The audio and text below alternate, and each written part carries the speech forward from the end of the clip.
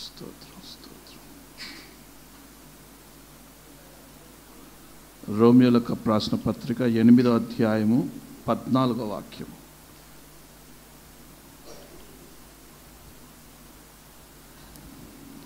రోమా 8:14 తీసిన వారు చదివి వినిపించండి. ఏందంట? దేవుని ఆత్మచేత ఎందరు నడిపింపబడుదురో వారందరూ దేవుని కుమారులై ఉందురు. హల్లెలూయా. దేవుని పిల్లలు ఎంతమంది ఉన్నారు ఇక్కడ? దేవుని పిల్లలు. ఇంకా నయ్య ఎత్తనో దయ్యం పిల్లలు అందాం అనుకున్నా. అందరు ఎత్తేసారు, బతికిపోయారు. బయట లైట్లు వేయండి, బయట లైట్లు వేయండి, స్ట్రీట్ లైట్ వేయండి. దేవుని ఆత్మచేత ఎందరైతే నడిపించబడతారో వారందరూ దేవుని కుమారులై దేవుని పిల్లలై ఉంటారు. అంటే దేవుని ఆత్మచేత నడిపించకపోతే ఎవరు పిల్లలు? సాతాను సంతానం. ఈ భూ సంబంధమైనటువంటి తల్లిదండ్రులు మనకు ఉన్నారు, కానీ ఆత్మ సంబంధంగా గనక మనం దేవుని పిల్లల పోలికలో గనక నడవలేదంటే దేవుని పిల్లలం కాదంట, సాతాను పిల్లలంట. మన ఇంట్లో ఎక్కువ తల్లిదండ్రులు అల్లరి చేస్తారు, దయ్యం పట్టినాడు అంటారు, సైతాన్గా అంటాడు. ఈ స్టాండ్ పక్కకు పెట్టాడు. మీ తల్లిదండ్రులు ఈరోజు అన్నారు, అరే దయ్యం పట్టినాడు ఏంద్రా, దయ్యం చేస్తలేదురా. యేసు ప్రభు పేతురుని అంటాడు, ప్రభా నీకు మరణం నిరర్ధకం అవునుగా, అసలు నీకు ఆ కార్యం జరగకుండా కాకంటే సైతానా సైతానా పో ఇక్కడ నుంచి అంటాడు. మంచి కార్యాలు చేస్తే తల్లిదండ్రులు నా కొడుకు అని ముద్దు పెట్టుకుంటారు. అదే కొడుకు కూతురు ఏదైనా తప్పు చేస్తే ఇగో నీ కొడుకు ఇట్లా చేసిండు చూడు ఎవరట. అంటే మంచి చేస్తే ఏమో నా కొడుకు నా కూతురు, చెడు చేస్తే మీ అమ్మ నాన్న అదే అంటారా. మంచి మార్కులు వస్తే ఏమో నా కొడుకు మంచి మార్కులు తెచ్చుకున్నాడప్ప, అదే చెడ్డ మార్కులు తెచ్చుకుంటే ఇగో నీ కొడుకు ఎట్లా ఎలగబెట్టాడు చూడు, నీ కూతురు ఎట్లా ఎలగబెట్టింది చూడు, అసలు ఏం చేసిందో చూడు అంటారు. అంటే ఈ భూ సంబంధమైన తల్లిదండ్రులే నీ దగ్గర ఏదో కోరుతున్నారు. పరసంబంధమైన మన తండ్రి, మనల్ని సృజించిన మన యేసయ్య మన దగ్గర ఏదో కోరుతున్నాడంట. ఏం కోరుతున్నాడంటే మీరు ఈ లోక సంబంధమైన వారిగా నడవక ఆత్మ సంబంధమైన వారిగా మీరు నడవాలని కోరుతున్నారు. నమ్మిన బిగ్గరగా చప్పలు కొడుతూ ప్రభునామం పడదాం. హల్లెలూయా. ఏ సంబంధం అంట? ఏ సంబంధం అంట? ఆత్మ సంబంధం. ఎందరు ఆత్మ పొందుకున్నారు ఇక్కడ? ఎందరు పరిశుద్ధాత్మను పొందుకున్నారు?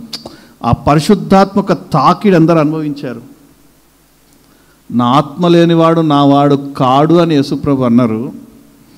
తన్ను అడుగువారికి ఆత్మని మరి నిశ్చయంగా ఆయన అనుగ్రహిస్తారు అని అన్నారు.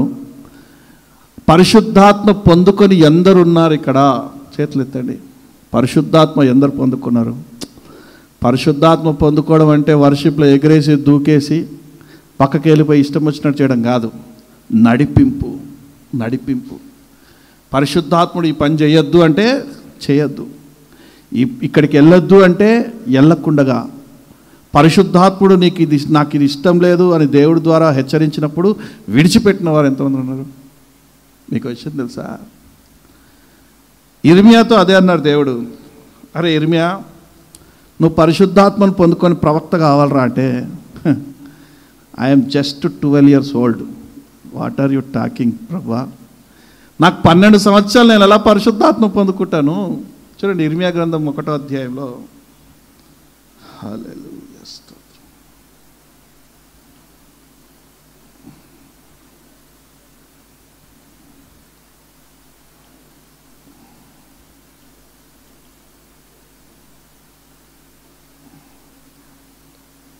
1వ అధ్యాయము 4వ వాక్యం చదవండి. ఇర్మియా గ్రంథం 1వ అధ్యాయం 4వ వాక్యం.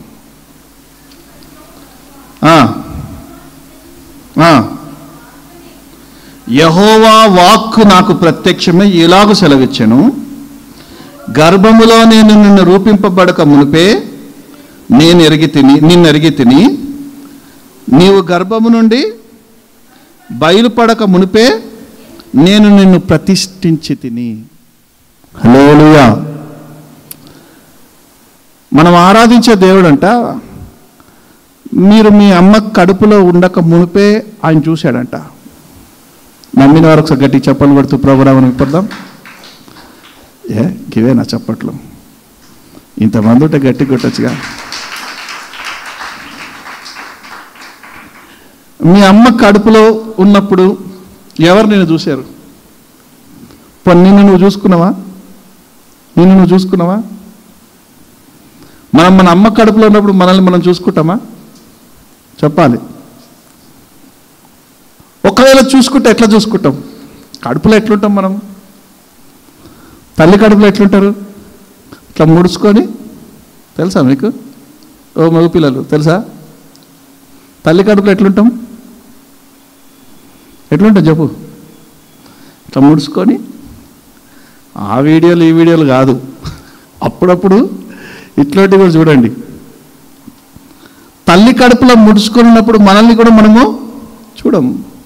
పోనీ బయట నుంచి మన తల్లిదండ్రులు చూస్తారంటే చూడరు, కడుపు లోపల ఉంటాం కాబట్టి. పోనీ స్కాన్లు పెట్టి, ఓకే ఈ మధ్య ఏం స్కాన్లు అవి? సిటీ స్కాన్లా? తల్లి గర్భంతో ఉన్నప్పుడు స్కాన్ చేస్తుంది. ఏంటది?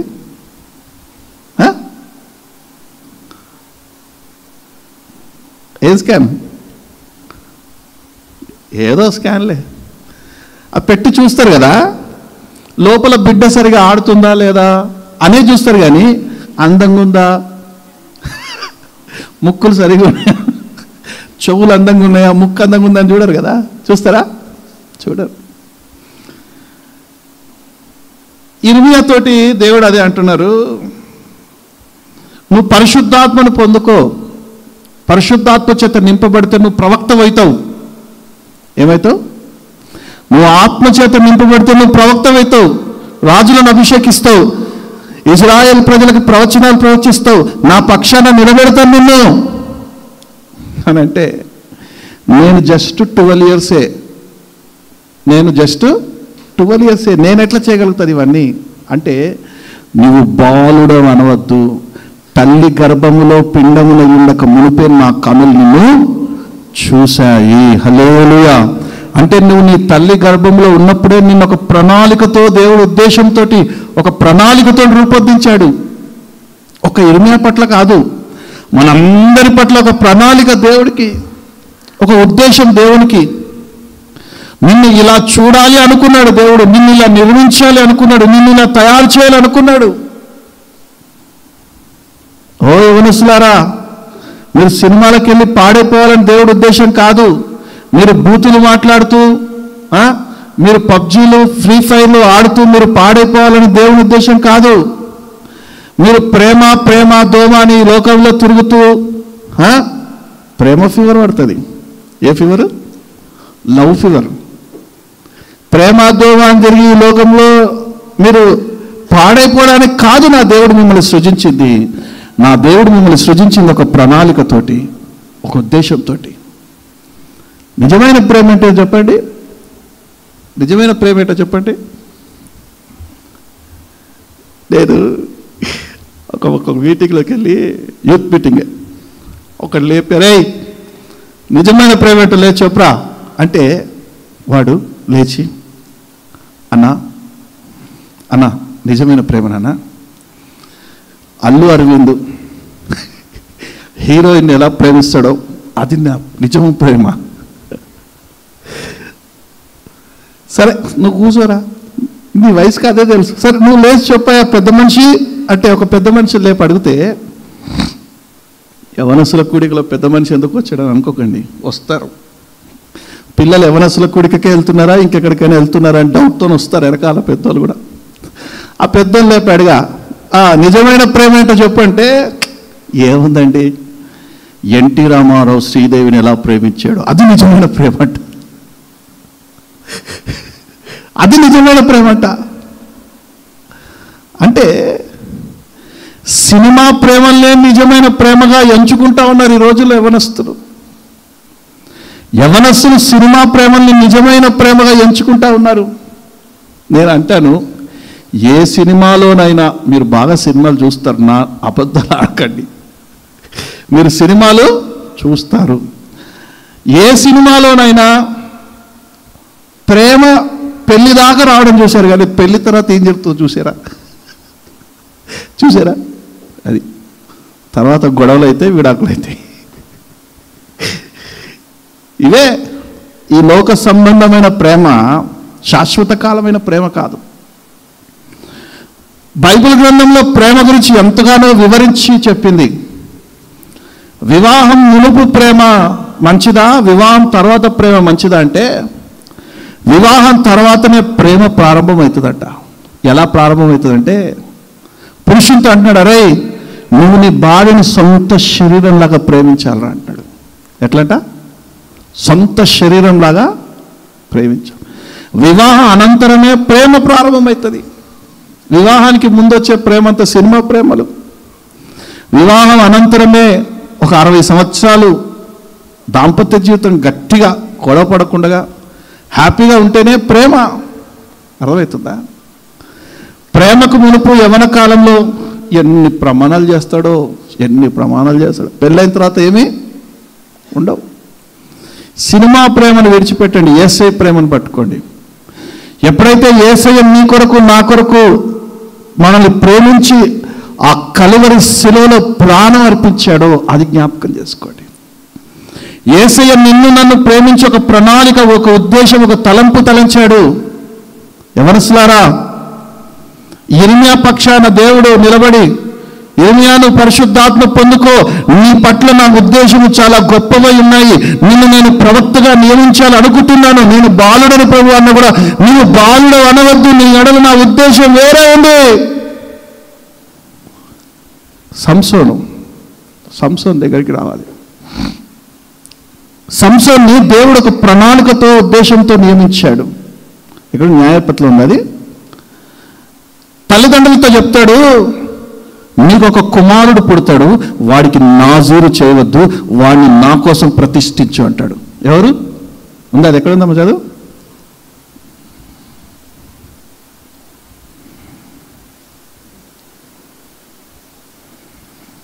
వాడికి సంసోన్ అని పేరు పెట్టు, వాడు నాజీరు చేయబడ్డవాడు.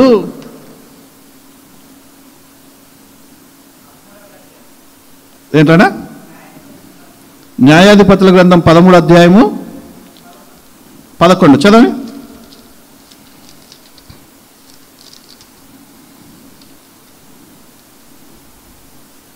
తీయలేదా? న్యాయాధిపతుల గ్రంథము 13:11 అంట, చదవండి. అప్పుడు మనోహ లేచి తన భార్య వెంబడి వెళ్ళి ఆ మనుషుని యొద్దకు వచ్చి, ఈ స్త్రీతో మాట్లాడిన వాడు నీవేనా అని అతను అడగగా అతడు నేనే అని. అందుకు మనోహ, ఇది కాదు, ఏది 23 నుంచి చదివినా పర్లేదు, 24 నుంచి చదవండి.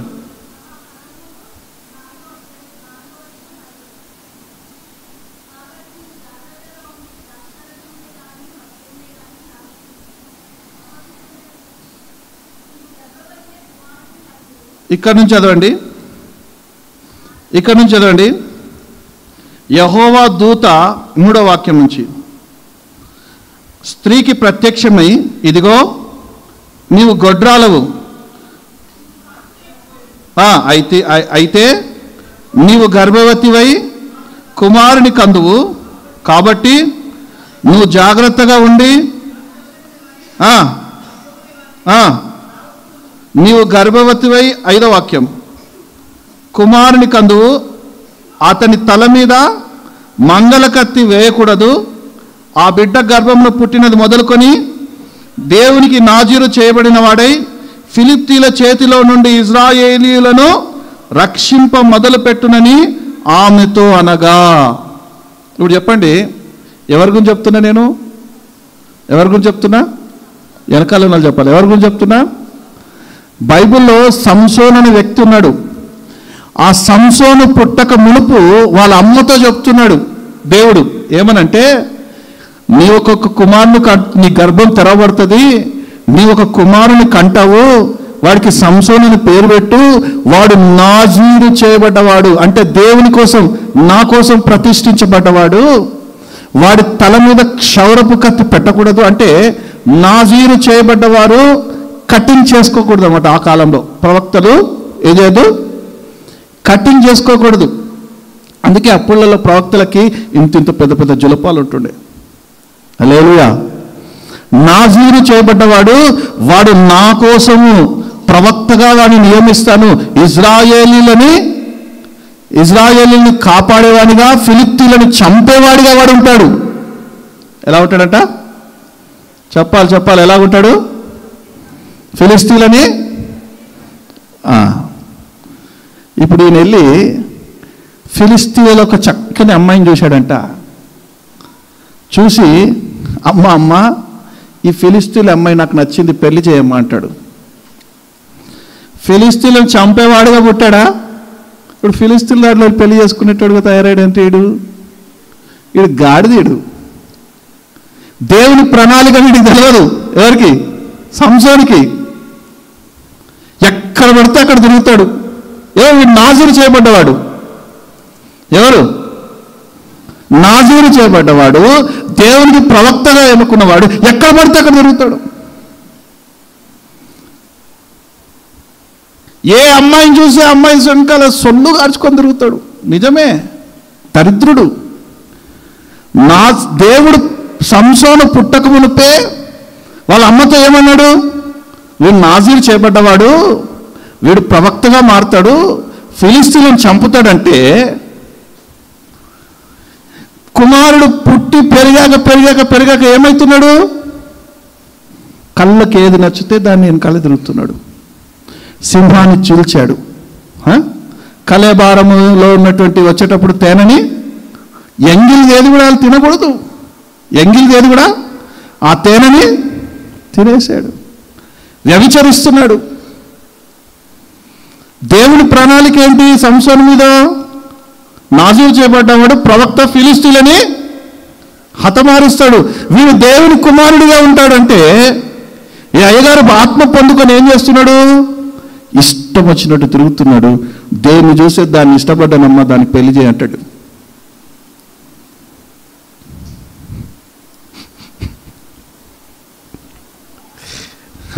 ఒక ప్రణాళిక, ఒక ఉద్దేశం, ఒక తలంపు ఏది ఉండదు. మన జీవితాల్లో కూడా మనం ఎంత టైం వృధా చేస్తాం? తల్లి గర్భంలో నుండి బయటకు వచ్చినప్పటి నుంచి ఎంత టైం వృధా చేసి ఉంటాం? సినిమాలని, షికార్లని. సంసోన్ లాగా. సంసోన్ అప్పుల్లో సినిమాలు లేవు కాబట్టి ఎక్కడ, అప్పుల్లో స్మార్ట్ ఫోన్ లేవు కాబట్టి సమయం దాంట్లో వృధా చేయలేదు. కానీ వేరే విషయాలు, వేరే కార్యకలాపాలలో అన్నింటిలో సమయాన్ని వృధా చేశాడా లేదా? ఏమయ్యాడు లాస్ట్కి? ఫిలిష్తీయులు పట్టుకొని కళ్ళు కూడా పెరికేశారు. రుబ్బిస్తున్నారు, పిండి రుబ్బిస్తున్నారు ఆయనతోటి.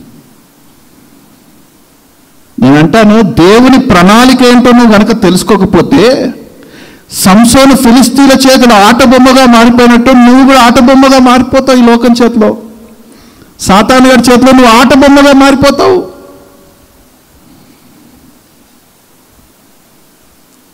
దేవుడు నీ ఎడల ఒక ప్రణాళిక కలిగి ఉన్నాడు, ఒక ఉద్దేశం కలిగి ఉన్నాడు.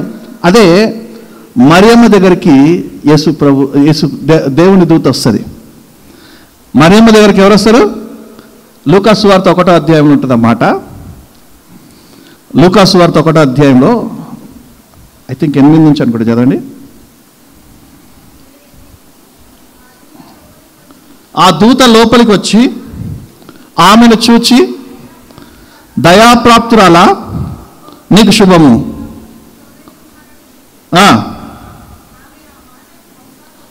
ఆ,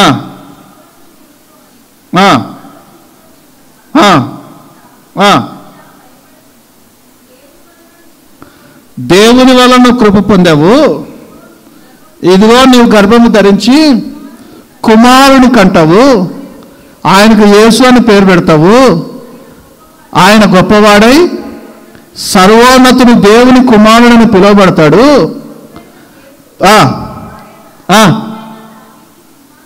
దావీదు సింహాసనాన్ని అధిష్ఠిస్తాడు.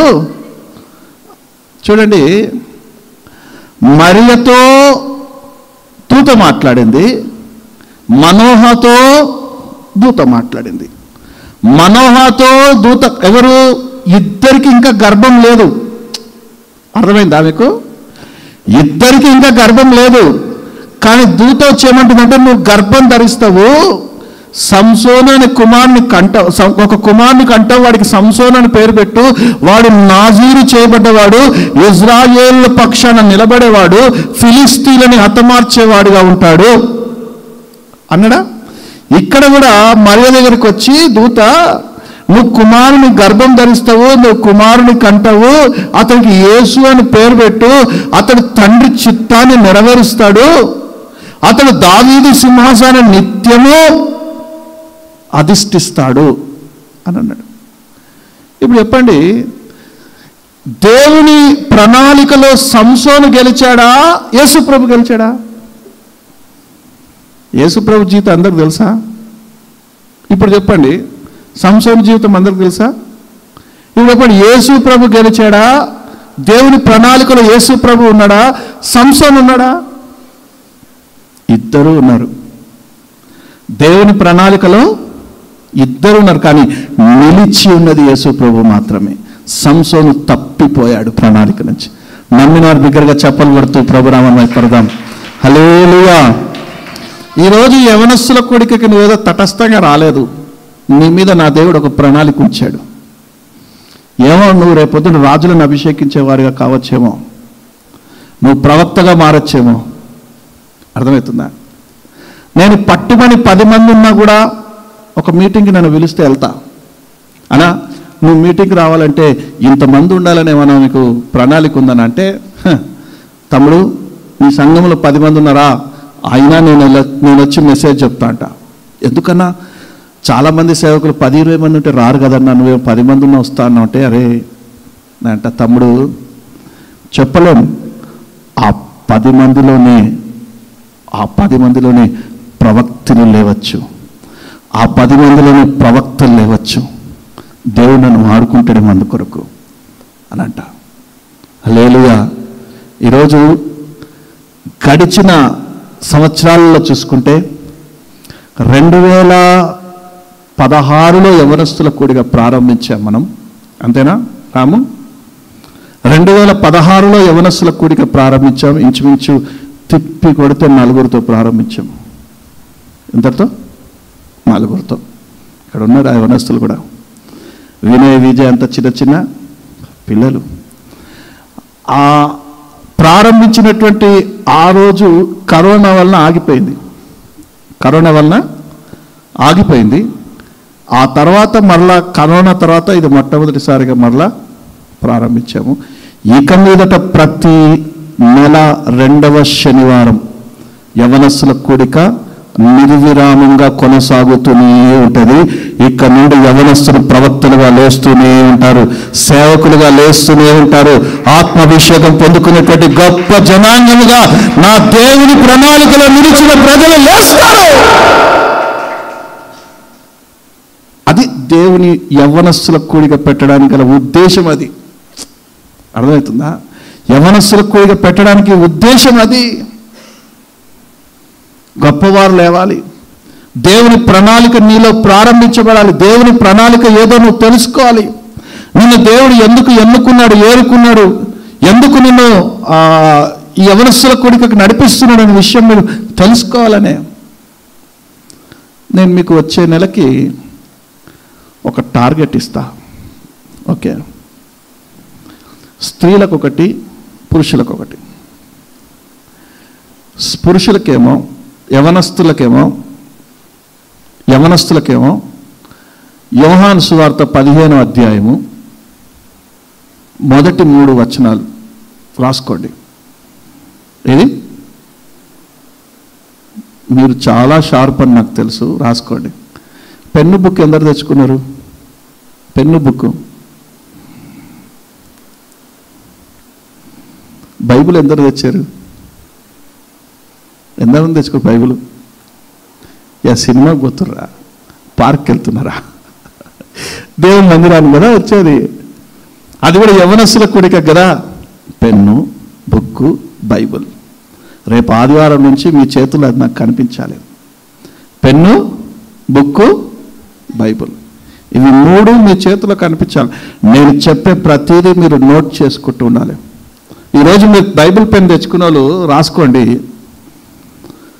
దేవుడు నన్ను ఒక ప్రణాళిక చొప్పున నా తల్లి గర్భంలో ఉండి వెలికి తీశాడు. నా ఎడల ఒక ప్రణాళిక ఉంది.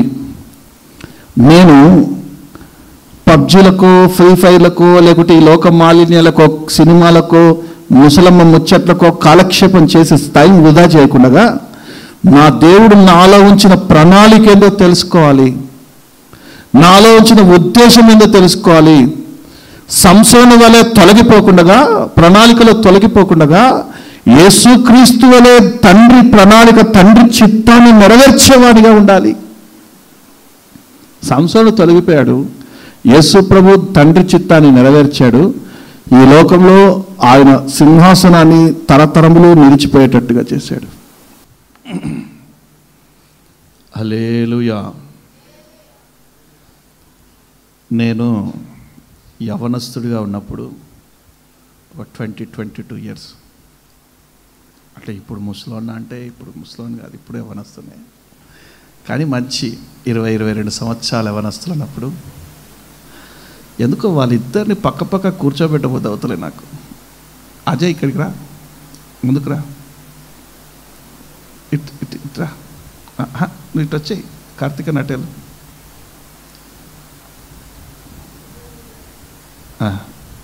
అది కూర్చో. అజయ్కి ముందు వరుసలో లైన్ ఇవ్వండి, అది ముందు వరుసలో స్థలం వేయండి. గుడ్. నేను నాకు ఒక 22 సంవత్సరాలు ఉన్నప్పుడు ఆత్మ పొందుకోండి, ఆత్మ పొందుకొని అంటే ఇలా పనిపాట్లేదా? ఏం ఆత్మ పొందుకోవాలి?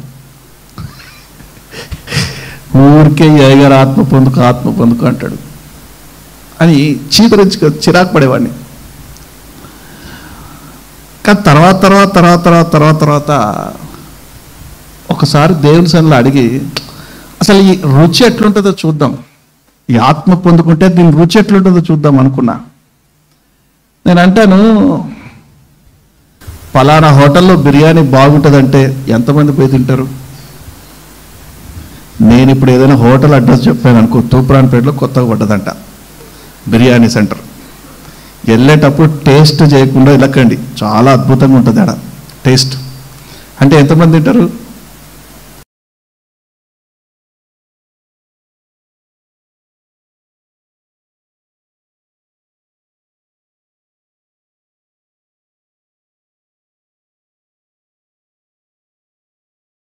బాగుంటుంది అన్నాను కాబట్టి.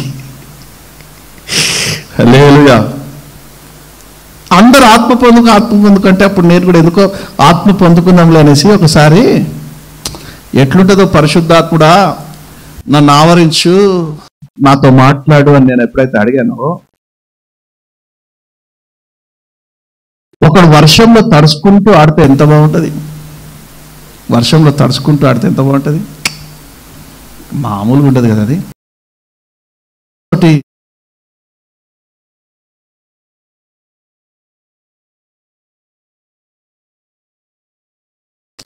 సూపర్ ఉంటుంది కదా, ఎంజాయ్ చేస్తాం. జ్వరం వస్తుందా తర్వాత ఇష్యూ, జలుబు చేస్తుందా తర్వాత ఇష్యూ, కానీ ఆ ఆనందం వేరేలా ఉంటుంది. మనం కూడా పరిశుద్ధాత్ముని అడిగితే పరిశుద్ధాత్మ చేత ఆయన అదే రాశాడు ఇక్కడ, నేను నీలో తడిసిపోయేంతగా నేను ఆనందిస్తూ, నేను నీలో పరిశుద్ధాత్మలో నేను తడిసిపోతూ ఆనందిస్తూ నేను చూడాలి ప్రభా. తడిసెదను నీ జీవనదిలో, తడిసి తడిసి ఆనందిస్తాను. ఎలాగట? తడుస్తాను నీ జీవనదిలో, తడిసి తడిసి ఆనందిస్తానంట. స్విమ్మింగ్ పూల్లో ఈత కొడతాం చూడు, ఎంత ఆనందం కొడతాం. అట్లనే మనం కూడా స్విమ్మింగ్ పూల్లో ఈత కొట్టినట్టుగా పరిశుద్ధాత్మలో తడిసి అలా ఆనందిస్తూ ఉండాలంట. నమ్మిన వారి దగ్గరగా చెప్పలు కొడుతూ ప్రభునామమున పడదాం. హల్లెలూయా. మంచిది. కాసేపు వాక్యం చెప్పి ముగించేస్తాను. 1 యోహాను 2వ అధ్యాయం 13వ వాక్యం. 1 యోహాను, హల్లెలూయా, స్తోత్రం, 2:13 తీసినారు, చదవండి.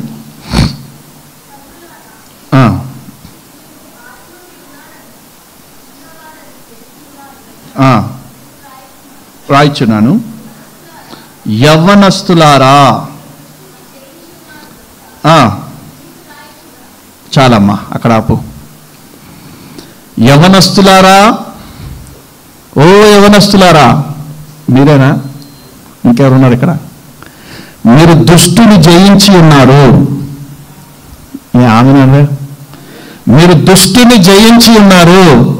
ఆమేన్, ఆమేన్. ఇంకో మాట ఉంటుంది అక్కడ, యవ్వనస్తులారా, మీరు బలవంతులు, దేవుని వాక్యం మీ యందు నిలిచి ఉన్నది. యవ్వనస్తులారా, మీరు దుష్టుని జయించి ఉన్నారు. యవ్వనస్తులారా, మీరు బలవంతులు, దేవుని వాక్యం మీలో నిలిచి ఉన్నది.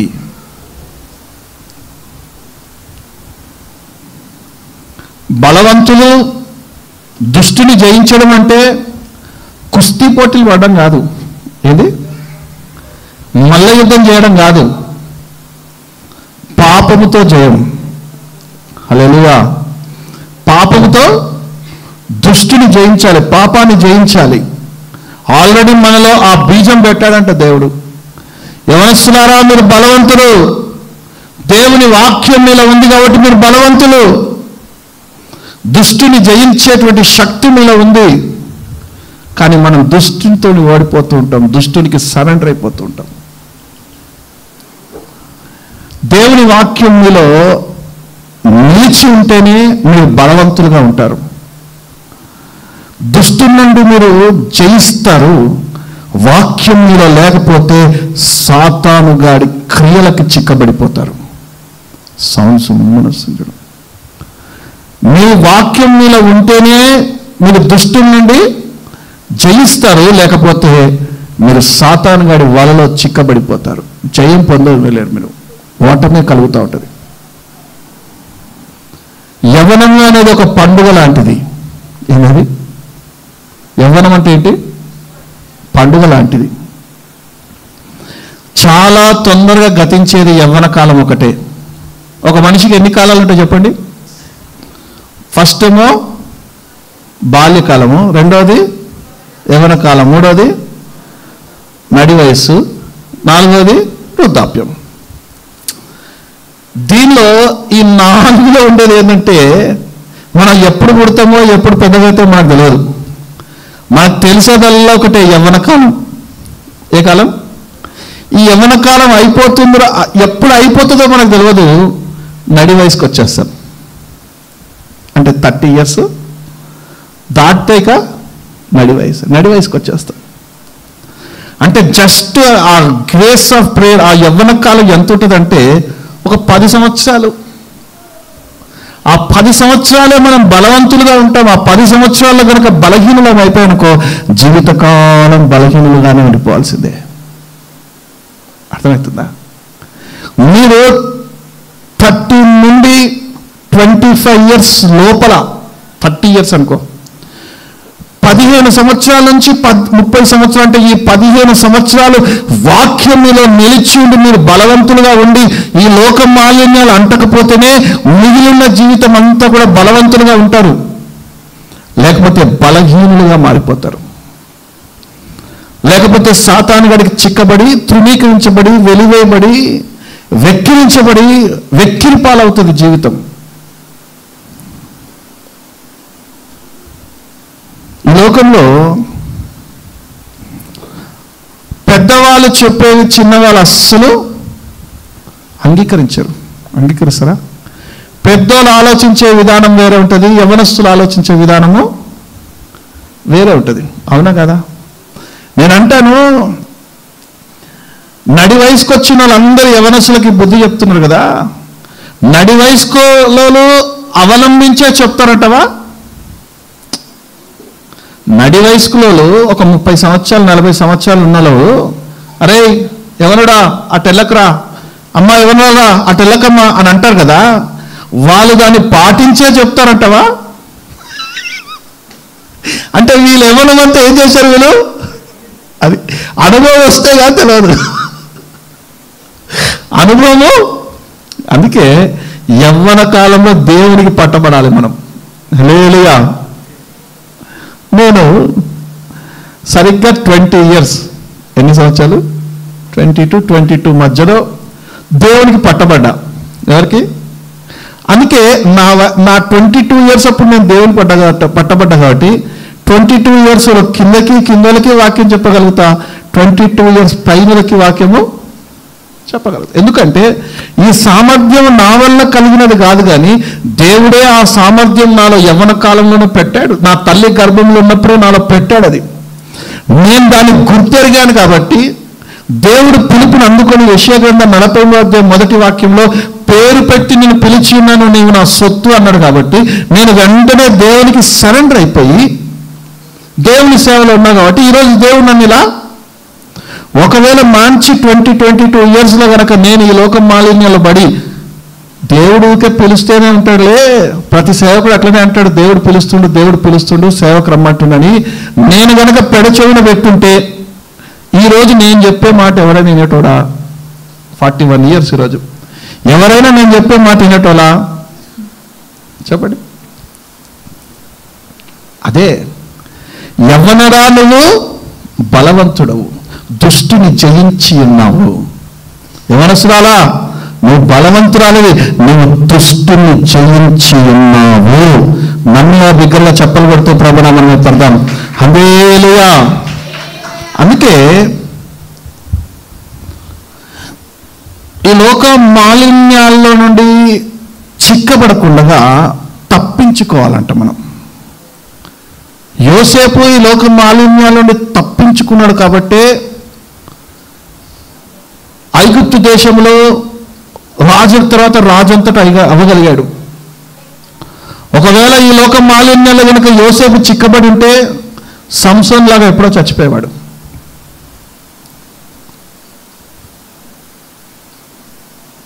వాక్యం అంటుంది, యవ్వనస్తులారా మీరు బలవంతులు. ఈరోజు యవ్వనస్తుల కొడుకు ఎందుకు అనుకుంటున్నారు? నాకేమైనా వస్తుందా? యవ్వనస్తుల కొడుకు పెడితే మా అమ్మకి ఏమైనా వస్తుందా? మీ తల్లిదండ్రులకు ఏమైనా వస్తుందా? ఏం రాదు. ఈరోజు యవ్వనస్తుల కొడుకు ఎందుకు అనుకుంటున్నారు? నాకేం పనిపాట్లు ఎక్కువ పెట్టానా? చెప్పండి. మీ ఎడల దేవుని ఉద్దేశం మీరు తెలుసుకోవాలని, దేవుడు మీ ఎడల ఎటువంటి ప్రణాళిక కలిగి ఉన్నాడో మీరు తెలుసుకోవాలని కదా? అవునా కదా? ఈ లోక మాలిన్యాల నుంచి మీరు దూరంపై చేయబడి, దేవుని చేత పట్టబడి, ఆత్మ చేత నింపబడి, వర్షంలో ఆయన కురిపిస్తున్నటువంటి ఆత్మ వర్షంలో తడిసి, ఆయన చేత నింపబడి, ఆయన ప్రణాళిక నీలో నెరవేరాలనేసి ఈ యవ్వనస్తుల కోరిక. ఓకే, జయ జీవితం ఒక యవ్వనస్తుడు జీవించాలి అంటే, ఒక యవ్వనస్తురాలు ఒక యవ్వనస్తులు జయ జీవితం జీవించాలంటే ఎలా ఉండాలి? గెలిచిన వారెవరు, ఓడిపోయిన వారెవరు? గెలిచిన వారెవరు, ఓడిపోయిన వారెవరు? ఇందాక మనం చూసాం, గెలిచిందేమో యేసు ప్రభు, ఓడిపోయిందేమో సంసోను. యవ్వన జీవితాన్ని ఓడగొట్టుకున్నది సంసోను, గెలిచింది యేసు ప్రభు. ఓడగొట్టుకున్నది సంసోను, గెలిచింది యెర్మీయా ప్రవక్త. ఓకే, మీరు ఇప్పుడు జయ జీవితంగా ఉండాలనుకుంటున్నారా, ఓడిపోయిన వారిగా ఉండాలనుకుంటున్నారా? నేను అంటాను, ఒక గొప్ప హార్స్ రైడర్, లేకపోతే హార్స్ని వీక్షిస్తూ అతని దగ్గర ఒక 10 హార్స్లు ఉన్నాయి, జాకీలను పెట్టుకొని హార్స్ రైడింగ్ చేపిస్తూ ఉంటాడు ఆయన. ఏ గుర్రం అయితే పదే పదే ఓడిపోతుంటుందో ఆ యజమానుడు గన్ తీసుకొని గుర్రాన్ని కాల్చేస్తాడు, పనికిరాది కాటాడు. ఎందుకంటే ఆ యజమానుడికి గెలిచే గుర్రాలే కావాలి, ఓడిపోయే గుర్రాలు వద్దు. మరి నువ్వు ఈ లోక మాలిన్యాలతో సాతానుతో గెలిచే గుర్రంగా ఉంటావా, ఓడిపోయే గుర్రంగా ఉంటావా? చెప్పాలి.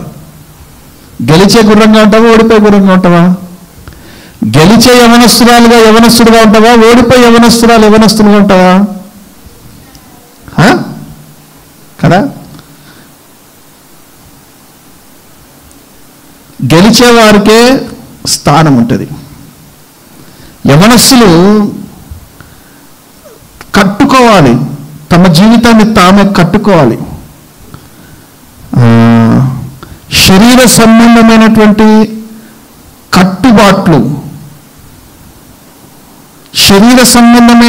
కట్టుబాట్లు మనలో కొన్ని ఉండాలి. చిన్నప్పుడు అందరు స్కూల్కి వెళ్ళారు కదా, ఏదో 4వ తరగతో 10వ తరగతో 10వ ఇంటర్మీడియట్ వెళ్ళారు కదా, వెళ్ళారా? ఎంతమంది వెళ్ళారు? అదేందని అడుగుతాం, అందరం వెళ్ళామన్నా. ఇప్పుడు వెళ్తున్నాం కూడా కాలేజీలకి, స్కూళ్ళకి. ఏం నేర్చుకున్నాం మనం అక్కడ? నేను తెలుగు మీడియమే కాబట్టి పొద్దున మనము లేవాలి, పండ్లు బాగా తోమాలి, మంచిగా స్నానం చేయాలి, ఉతికిన బట్టలు తొడగాలి, బ్రేక్ఫాస్ట్ చేయాలి, స్కూల్కి మనము అదేనా మనము ప్లెడ్జ్లో వెళ్ళి నిలబడతాం. All Indians are my brothers and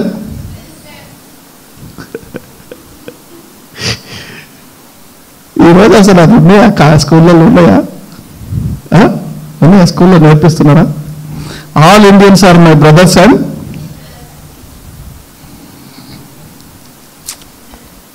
సరే. ఈ శరీర సంబంధమైన కట్టుబాట్లు ఇది గనక నువ్వు చేయకపోతే ఈ లోకం నేను ఏం చేస్తుంది? పిచ్చోడు అంటది, వదిలేస్తుంది. పొద్దున మనం లేవకపోతే సోమరోడా అంటది, అవునా కదా? పళ్ళు మనం తోమకపోతే గబ్బోడా అంటది, స్నానం చేయకపోతే కంపు కొడుతుంది అంటది, అవునా కదా? ఎవడో ఒక సంవత్సరం నుంచి స్నానం చేయకపోతే ఎట్లుంటాడు వాడు? అంట వెళ్తారా ఆడి దగ్గరికి? సంవత్సరం స్నానం చేయకపోతే ఆడి దగ్గరికి వెళ్తారా? కట్టుబాట్లు, కొన్ని కట్టుబాట్లు ఉంటాయి, శరీర సంబంధమైనటువంటి కట్టుబాట్లు. స్కూల్కి వెళ్ళి all Indians are my brothers అంటారు.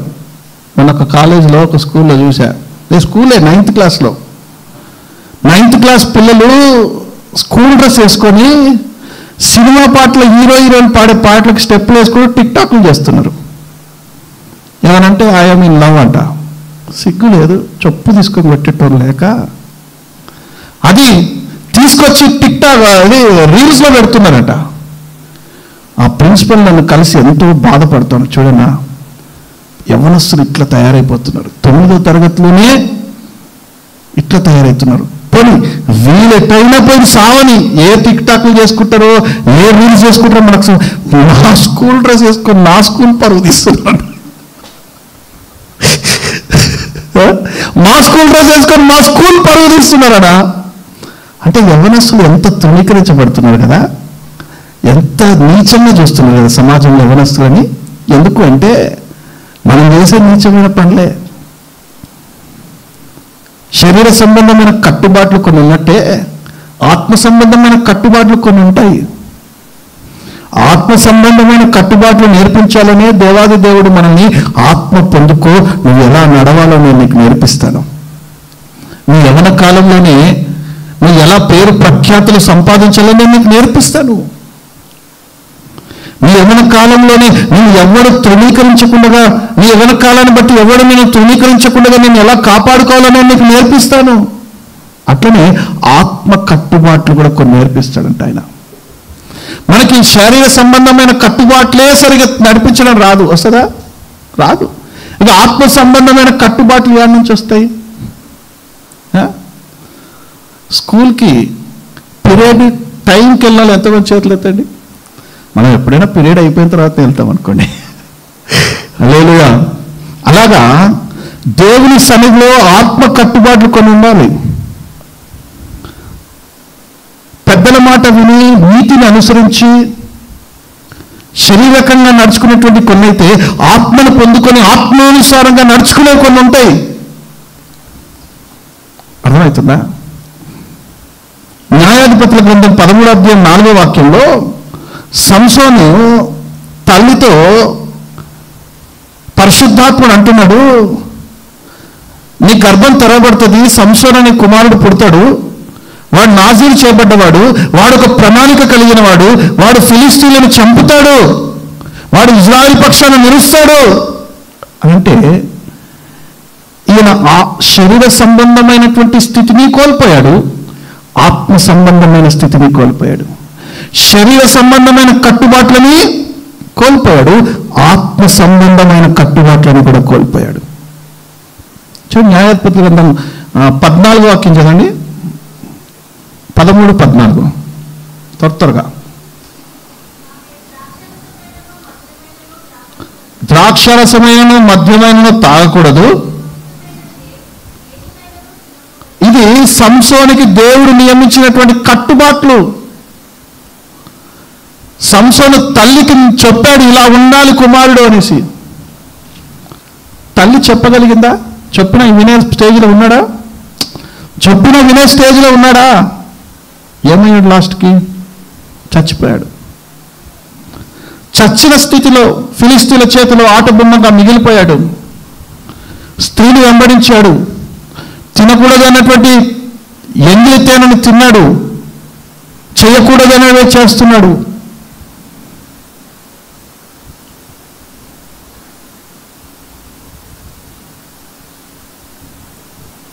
ఈ అలవాట్లు ఉన్నవాళ్ళు ఎంత చెప్పినా మారరు.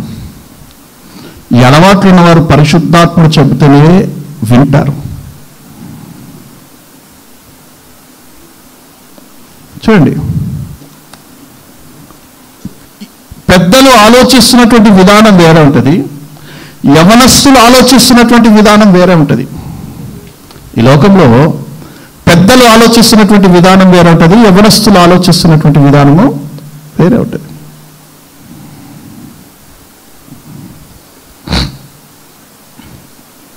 నేను చెప్పదలుచుకుంది ఏంటంటే, ఒక జయ జీవితం కావాలి అంటే రాసుకోండి, మొట్టమొదట క్రమశిక్షణ కావాలి. ఆత్మలోనూ శారీరకంగానూ జయ జీవితం కావాలి అంటే ఏం కావాలి? క్రమశిక్షణ కావాలి. క్రమశిక్షణ. సంసోనుకి క్రమశిక్షణ లేదు, అందుకే ఓడిపోయాడు, చచ్చిపోయాడు. క్రమశిక్షణ, సేవకుడు చెప్పేటువంటి విధానం నేర్చుకోవాలి.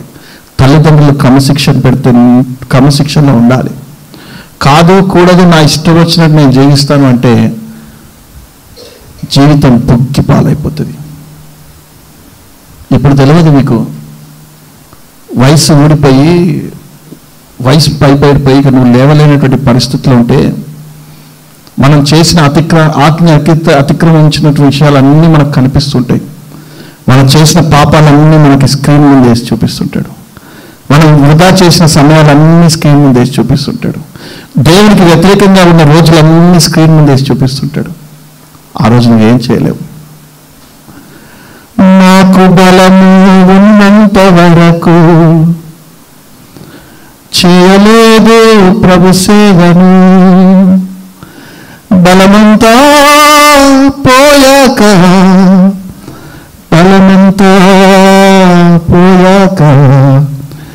చేయాలని ఉంది ప్రభు సేవను. బలమంతా పోయాక నువ్వు మళ్ళా యవన కాలంలో చేయాలి, దేవుని కొరకు ప్రయాసపడాలా అదట ఆ శక్తి వస్తుందా? రాదు. కాబట్టి యవనుడా, యవనస్తురాలా, నీకు బలం ఉన్నప్పుడే నా దేవుని చేతిలో పాత్రగా వాడబడు. బలవంతుని చేతిలో బాణంలో వాడబడాలి అంటే ఆత్మానుసారమైనటువంటి క్రమశిక్షణ అవసరం. శరీరానుసారమైన క్రమశిక్షణ, ఆత్మానుసారమైనటువంటి క్రమశిక్షణ రెండూ అవసరమే. రెండవది, మనం జయ జీవితం పొందాలి అంటే, యవనస్తుడా నువ్వు బలవంతుడవు, యవనస్తుడా నువ్వు జయం పొంది ఉన్నావు, నువ్వు గెలిచి ఉన్నావు అని వాక్యం అంటుంది. జయ జీవితం పొందాలి అంటే ఒక యవనస్తుడికి మొట్టమొదటి కావాల్సింది క్రమశిక్షణ. క్రమశిక్షణ.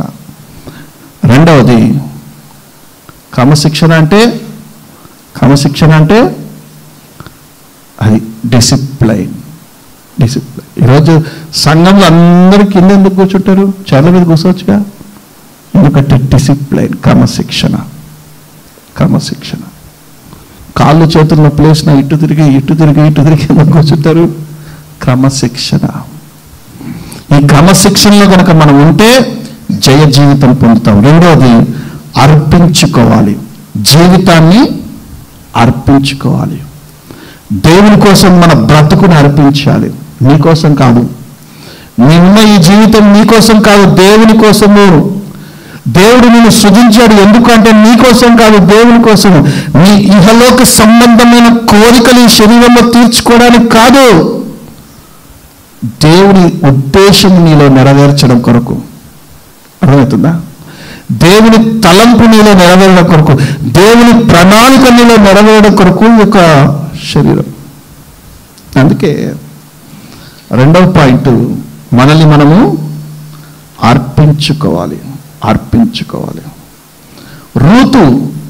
రూతు జీవితము ఇక అంతా అయిపోయింది. భర్త చనిపోయాడు, మామ చనిపోయాడు, మర్ది చనిపోయాడు, అంతా అయిపోయి కోల్పోయి తిరిగి వస్తూ ఉంది అత్తతోటి. అత్త అంటది, అమ్మా నువ్వు మీ అమ్మోళ్ళ ఇంటికి వెళ్ళిపో అమ్మా, ఇక్కడ వద్దు అంటది. అంటే ఆమె అంటది, అత్త చూడండి ఏ గ్రంథం అది? రూతు గ్రంథం 1వ అధ్యాయం 16వ వాక్యం. రూతు గ్రంథం 1వ అధ్యాయం 16వ వాక్యం. చక్కచక్క తీసినవి చదవండి.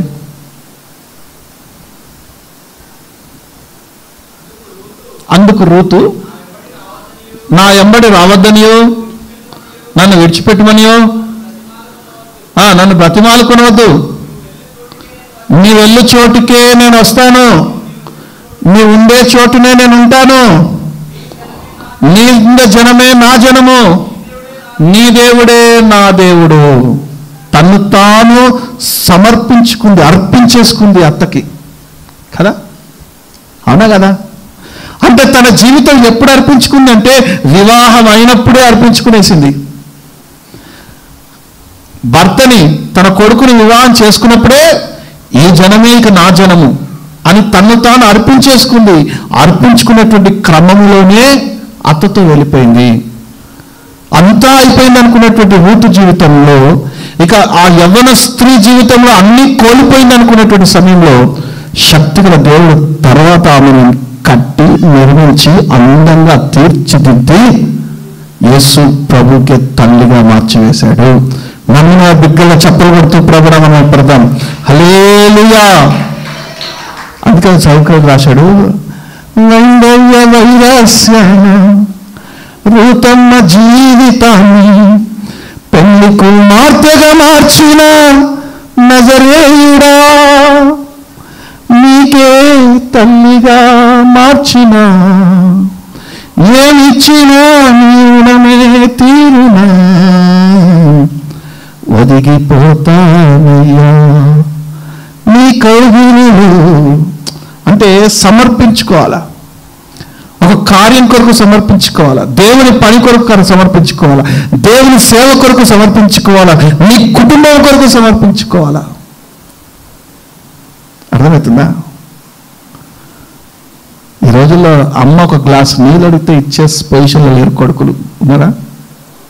అమ్మ రే ఒక గ్లాస్ మంచిది తెచ్చాడు, అమ్మ పోమ్మా నీకే పని పట్టలేదు. అమ్మకు పని చెప్తే సొంత తల్లిదండ్రులకి తమను తాము సమర్పించుకుంటలేరు. ఇష్టానుసారంగా మన శరీర కోరికలు తీర్చుకోవడానికి, మన ఆలోచనలు నెరవేర్చుకోవడం కొరకే మనం జీవిస్తున్నాము, కానీ సమర్పణ జీవితం ఉందా? దేవుని సేవలో సమర్పణ జీవితం ఉందా? సమర్పణ జీవితం కలిగి ఉందా?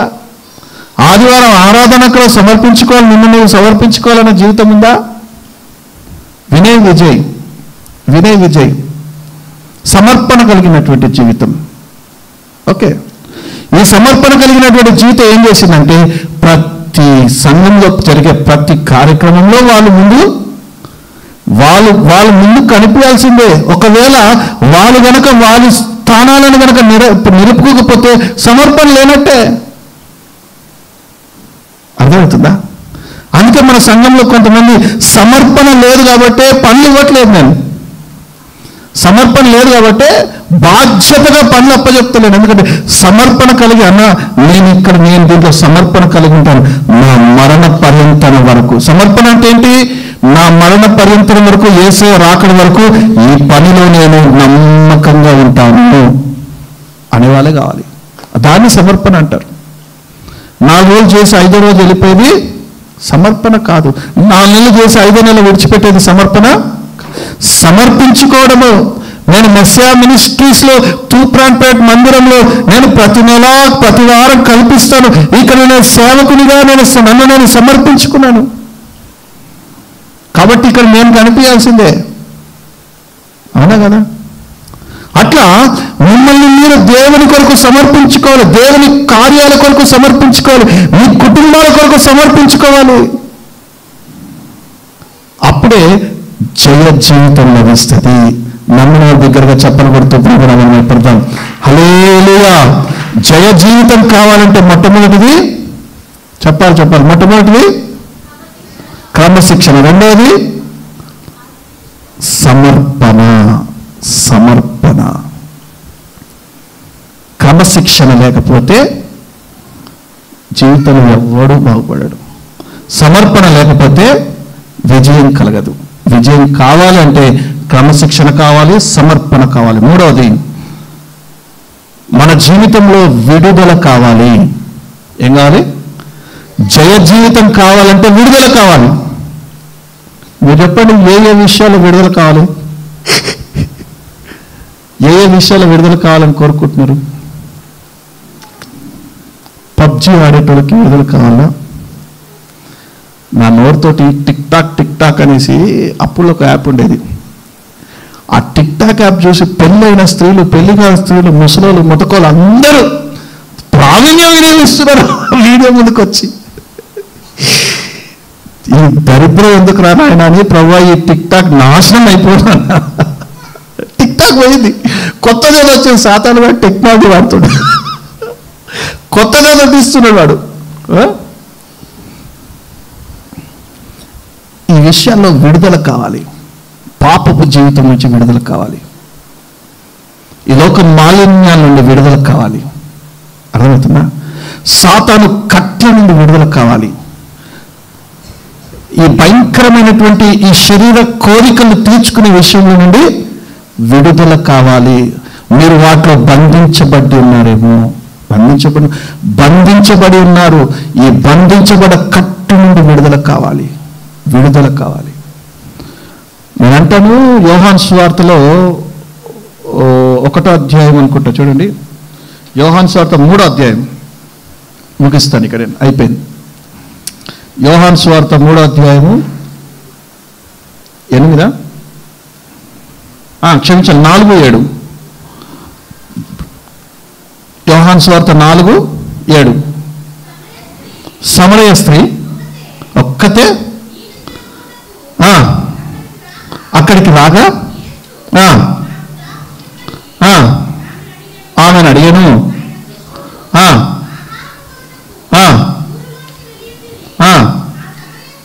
చూడండి, నేను చెప్తాను, సమయం లేదు. ఈ సమరయ స్త్రీ అని ఒక ఆమె ఉంది బైబిల్లో. ఈ సమరయ స్త్రీ ఏం చేసేదంటే మధ్యాహ్నం పూట ఒక్కతే నీళ్ళు చేదుకోవడానికి వస్తుంది. అసలు నీళ్ళు ఎప్పుడు పడతారు? సాయంత్రమో పొద్దున్నో నీళ్ళు పడతారు. నీళ్ళు ఎప్పుడు పడతారు చెప్పండి? మీ మమ్మీ వాళ్ళు నీళ్ళు పడతారు కదా, ఎప్పుడు పడతారు? Early morning. అందరూ పట్టే సమయం పడతారా? మధ్యాహ్నం ఒకతేళ్ళు పడుతుందా? అందరూ పట్టే సమయానికి. కానీ సమరయ స్త్రీ మధ్యాహ్నం వెళ్ళబడుతుంది. మధ్యాహ్నం వెళ్ళి ఒక్కతే వెళ్ళి నీళ్ళు పట్టుకుంటుంది. ఎందుకంటే ఈమె బంధించబడింది. ఈమె బంధించబడింది. ఒక్కరు కాదు, ఇద్దరు కాదు, 5 మొగుళ్ళతో బంధించబడింది ఈమె. ఎంతమందితో? అది యేసుప్రభు అంటాడు, నీకు పెళ్ళయిందమ్మా అంటే, ఆ పెళ్ళాయా నాకు తెలుసు, 5 ఉన్నారు, ఇప్పుడు 6th కోసం వెయిటింగ్. నువ్వు ఆ విషయంలో బంధించని ఆ బంధకాల నుంచి తెగాలి. అందుకే నేనిచ్చే నీళ్లు తాగాలి. అర్థమవుతుందా? నీవిచ్చే నీళ్ళు గంటకు మరలా దాహం వేస్తుంది. నేనిచ్చే నీళ్ళు జీవజలపు నీళ్ళు. అది నువ్వు త్రాగినట్టయితే ఇక ఎన్నటికీ దప్పిగను. ఎప్పుడైతే ఆ నీళ్లు త్రాగిందో, యేసు ప్రభు ఇచ్చేటువంటి పరిశుద్ధాత్మ అనేటువంటి నీళ్లు త్రాగిందో, ఆమె మనోనేత్రాలు వెలిగించబడ్డాయి, బంధకాలు తెగిపోయాయి. ఒంటరిగా ఉన్నటువంటి స్త్రీ ఇప్పుడు ప్రజల మధ్యలోకి పరిగెత్తుకుంటూ వెళ్తా ఉంది. ఒక ప్రవక్త వచ్చాడు, నజరేయుడైన యేసు వచ్చాడు, రక్షకుడు వచ్చాడు. నా జీవితాన్ని అంతటిని ఆయన చూశాడు. నేను బంధించిన బంధకాలను ఆయన చూశాడు. బంధకాలు తెగిపోయాయి. ఎప్పుడైతే పరిశుద్ధాత్మ నీళ్లు త్రాగానో, నేను బంధకాల నుంచి తెగిపోయిన దానిగా స్వతంత్రాలుగా మారాను. ఇప్పుడు నేను స్వతంత్రాల్ని. నా బంధకాలు తెగిపోయాయి, నా పాపపు కట్లు తెగిపోయాయి. రాత్రి 2 దాకా 3 దాకా రీల్స్. ఆ రీల్స్లో మంచిగా వస్తాయా అంటే వస్తాయి, మంచివి రావని తెలిసి ఎందుకు చూస్తారు? బంధించబడి ఉన్నారు. ఆ రీల్స్లో బంధించబడి ఉన్నారు, పట్టబడి ఉన్నారు. ఆ బంధకాలు తెగాలి వేస్తున్నామంలో, ఆ బంధకాలు ఊడిపోవాలి వేస్తున్నామంలో. పాపపు కోరికలు, పాపపు తలంపులు, సిగార్లు, మందు, ఇటువంటి భయంకరమైనటువంటి కట్లు కట్టబడి ఉన్నాయి. ఈ కట్ల నుండి తెగాలో యవనస్తురాలు. ప్రేమ ప్రేమ ప్రేమ అని ఈ లోక మాలిన్యాల సినిమా ప్రేమలో పడిపోయి బంధించబడి ఉన్నారు. మొన్న రీసెంట్ ఒకటి పేపర్ టీవీలో వచ్చేది, చూసారో లేదో, అక్క చెల్లెలు. ఎవరు? అక్క చెల్లెలు. అక్క వెళ్ళి చెల్లి నేను ఒక ఆయన లవ్ చేస్తున్నా చెల్లి. అమ్మ అక్క నువ్వు గ్రేట్ అక్క, నేను కూడా ఒక ఆయన లవ్ చేస్తున్నా కానీ ఇది. అవునా చెల్లి, దొంగవే నువ్వు, నాకు చెప్పవు అని నువ్వు చెప్పేదాకానే వెయిట్ చేద్దామని ఇక ఇద్దరి మధ్యలో అక్క ఎవరే చెల్లి ఎవరే అని చెప్పేసి అనుకుంటూ ఉన్నారు. చివరాఖరికి తెలిసింది ఏంటంటే ఇద్దరు లవ్ చేసింది ఒక్కడే అంట. వీడు దరిద్రుడు. వీడు ఎంతసేపు అమ్మాయిల చుట్టూ, వీళ్ళిద్దరు అక్క చెల్లెలందరూ కూడా వాడు ఒకదాన్ని ప్రేమిస్తున్నాడు. చూడు, ఈ ప్రేమలో కూడా కల్మషం లేకుండా ఉండదండి. దరిద్ర ప్రేమలు కాకపోతే ఈ బంధకాల నుండి విడిపించబడతా? ఈ బంధకాల నుంచి విడిపించబడాలి అంటే యేసయ్య ఇచ్చే నీళ్లు తాగాలి, జీవజలపు నీళ్ళ యొద్దకు నువ్వు రావాలి. అప్పుడు ఈ బంధకాల నుండి నువ్వు విడిపించబడతావు. లాస్ట్ చివరి మాట చెప్పి అయిపోయింది. హల్లెలూయా. మళ్ళా వచ్చే నెల కానీ మళ్ళీ యవ్వనస్తులకు కొడుకు లేదు. ఈ నెలకి ఇక ఇదే, మళ్ళా వచ్చే నెల కానీ యవ్వనస్తులకు కొడుకు లేదు. అంత ఆమేన్. కూర్చోండి.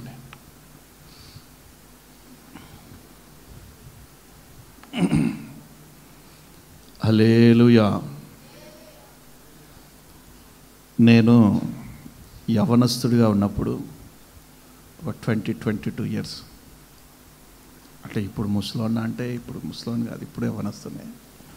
కానీ మంచి 20-22 సంవత్సరాల యవనస్తులు అన్నప్పుడు ఎందుకో వాళ్ళిద్దరిని పక్క కూర్చోబెట్టబోద్దు అవుతలే నాకు. అజయ్ ఇక్కడికి రా, ముందుకు రా, ఇట్రా, నువ్వు ఇటు వచ్చేయి. కార్తీక నటేలు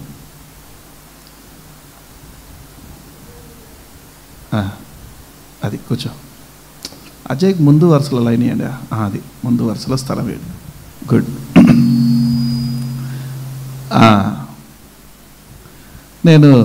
నాకు ఒక 22 సంవత్సరాలు ఉన్నప్పుడు ఆత్మ పొందుకోండి, ఆత్మ పొందుకోండి అంటే వీళ్ళకి పనిపట్లేదా? ఏం ఆత్మ పొందుకోవాలి? ఊరికే ఏగారు ఆత్మ పొందుకో అంటాడు అని చిరాకు పడేవాడిని. కానీ తర్వాత ఒకసారి దేవుని సన్నిధిలో అడిగి అసలు ఈ రుచి ఎట్లుంటుందో చూద్దాం, ఈ ఆత్మ పొందుకుంటే దీని రుచి ఎట్లుంటుందో చూద్దాం అనుకున్నా. నేను అంటాను, పలానా హోటల్లో బిర్యానీ బాగుంటుందంటే ఎంతమంది పోయి తింటారు?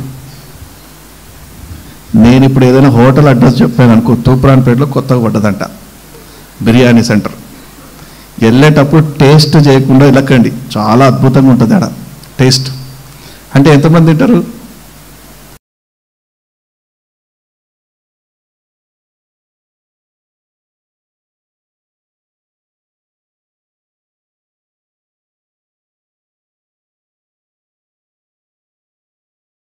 బాగుంటుంది అన్నాను కాబట్టి హల్లెలూయా.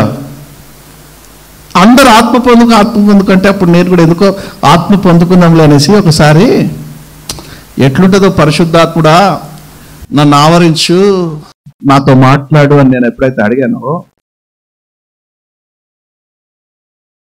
ఒకడు వర్షంలో తడుచుకుంటూ ఆడితే ఎంత బాగుంటుంది? వర్షంలో తడుచుకుంటూ ఆడితే ఎంత బాగుంటుంది? మామూలుగా ఉంటుంది కదా అది.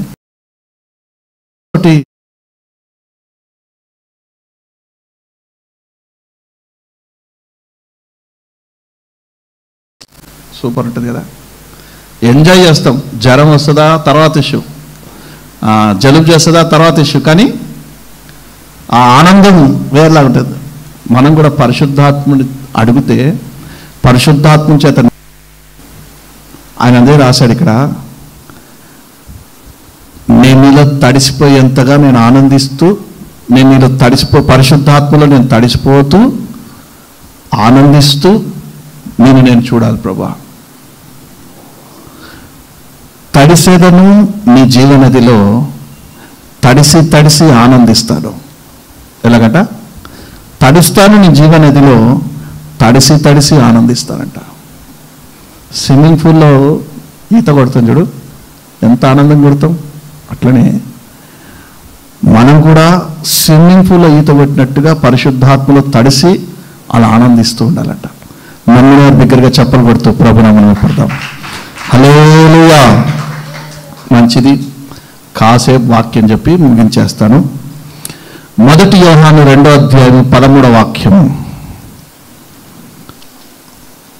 1 యోహాను, హల్లెలూయా, స్తోత్రం, 2:13 తీసినారు, చదవండి.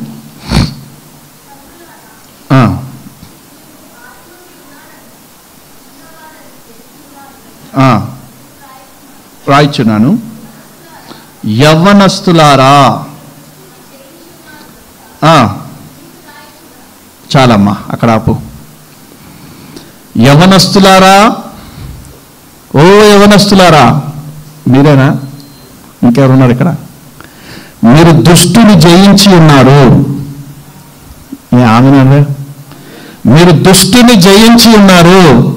Amen, amen. ఇంకో మాట ఉంటుంది అక్కడ, యవ్వనస్తులారా మీరు బలవంతులు, దేవుని వాక్యం మీ యందు నిలిచి ఉన్నది. యవ్వనస్తులారా మీరు దుష్టుని జయించి ఉన్నారు. యవ్వనస్తులారా మీరు బలవంతులు, దేవుని వాక్యం మీలో నిలిచి ఉన్నది.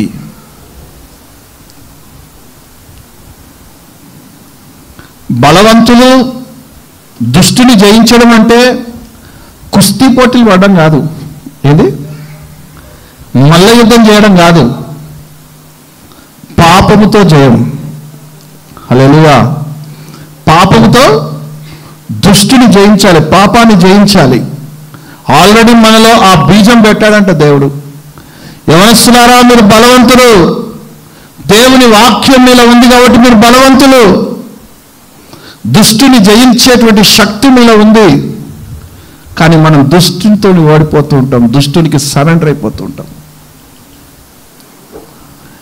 దేవుని వాక్యం మీలో నిలిచి ఉంటేనే మీరు బలవంతులుగా ఉంటారు. దుష్టుని నుండి మీరు జయిస్తారు. వాక్యం మీలో లేకపోతే సాతాను గాడి క్రియలకు చిక్కబడిపోతారు. సౌండ్స్ మనస్సు. మీ వాక్యం మీలో ఉంటేనే మీరు దుష్టుని నుండి జయిస్తారు, లేకపోతే మీరు సాతాను గాడి వలలో చిక్కబడిపోతారు. జయం పొందలేరు, మీరు ఓటమే కలుగుతూ ఉంటుంది. యవ్వనం అనేది ఒక పండుగ లాంటిది. ఏంటది? యవ్వనం అంటే ఏంటి? పండుగ లాంటిది. చాలా తొందరగా గతించేది యవ్వన కాలం ఒకటే. ఒక మనిషికి ఎన్ని కాలాలు ఉంటాయి చెప్పండి? ఫస్ట్ ఏమో బాల్యకాలము, రెండోది యవ్వన కాలం, మూడోది నడి వయస్సు, నాలుగోది వృద్ధాప్యం. దీనిలో ఈ నాలుగులో ఉండేది ఏంటంటే, మనం ఎప్పుడు పుడతామో ఎప్పుడు పెద్దగైతే మనకు తెలియదు. మనకు తెలిసేదల్లా ఒకటే యవ్వన కాలం. ఏ కాలం? ఈ యవ్వన కాలం అయిపోతుందో, ఎప్పుడు అయిపోతుందో మనకు తెలియదు. నడి వయసుకు వచ్చేస్తాం. అంటే 30 years దాటితే ఇక నడి వయసుకు వచ్చేస్తాం. అంటే జస్ట్ ఆ గ్రేస్ ఆఫ్ ప్రేయర్, ఆ యవ్వన కాలం ఎంత ఉంటుందంటే ఒక 10 సంవత్సరాలు. ఆ 10 సంవత్సరాలే మనం బలవంతులుగా ఉంటాం. ఆ 10 సంవత్సరాల్లో కనుక బలహీనులం అయిపోయానుకో, జీవితకాలం బలహీనులుగానే ఉండిపోవాల్సిందే.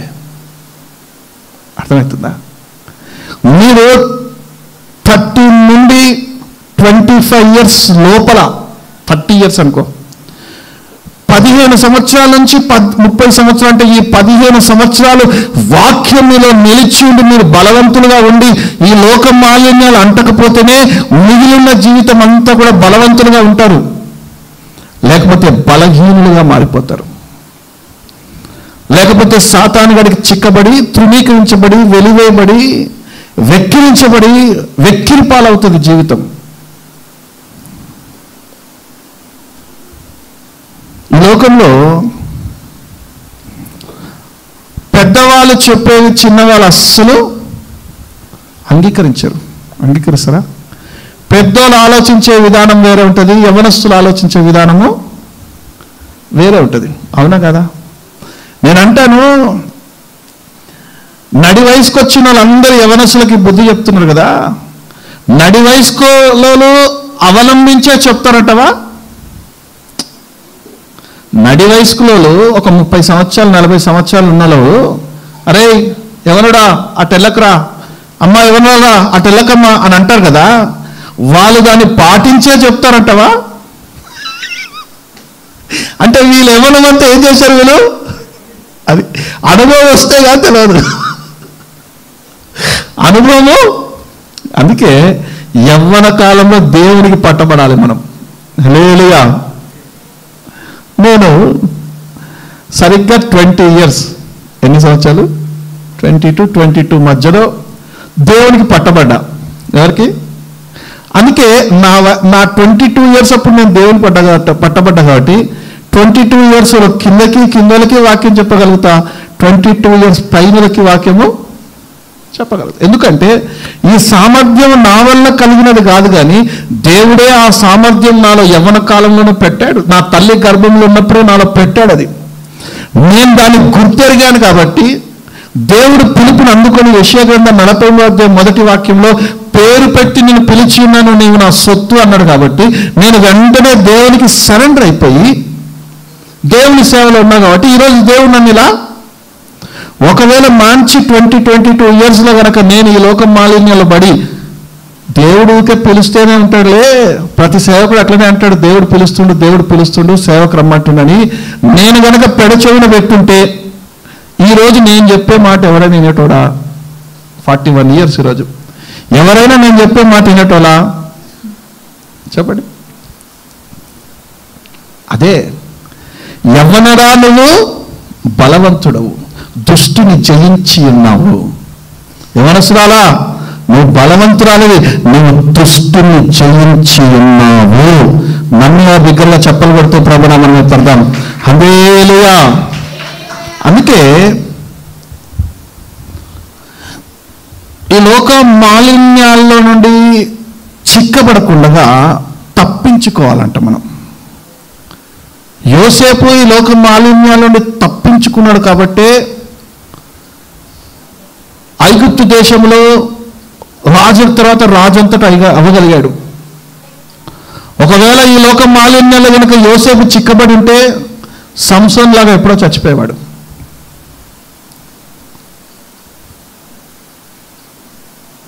వాక్యం అంటుంది, యవనస్తులారా మీరు బలవంతులు.